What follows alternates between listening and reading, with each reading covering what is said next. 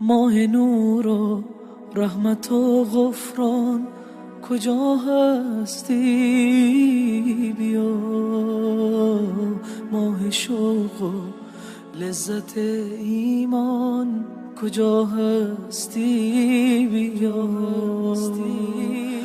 ماه پرفیض و نیایش ها هر آسانیم بیا ما همه بر سفرت مهمان کجا هستی؟ ای شبستان قلوب مسلمین آخر بیا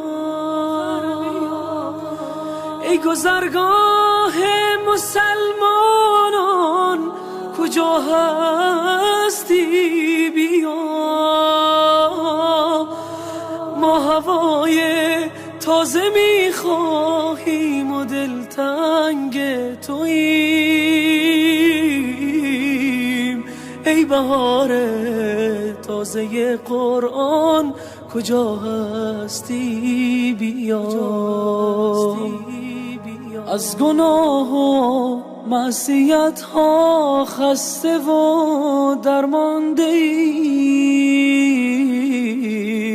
ماه عفو و بخشش رحمان کجا هستی؟ بیا ما همه مشتاق هر لحظه ز شبهای توییم ای فضیلت های بی پایان کجا هستی؟ در فراقت همچو مرغی ناله ها سر دادیم ما چو شمعی در غمت سوزان کجا هستی؟ بیا ای مه نیکان بیا و دست شیطان را ببند ماه عتق از آتش نیران کجا هستی؟ بیا ماه عتق از آتش نیران کجا هستی؟ بیا مسلمین در خواب غفلت ماه بیداری بیا ای مه بیداری وجدان کجا هستی؟ بیا ماه روزه ماه تمرین عبودیت بیا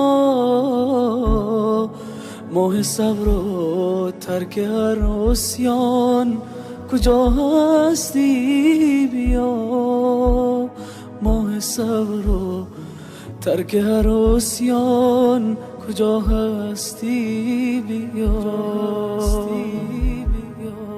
ای شب قدرت شب تجدید پیمان است و ما پر از درد و تویی درمان کجا هستی؟ بیا شوق افطار و سحرگاهت به سر داریم بیا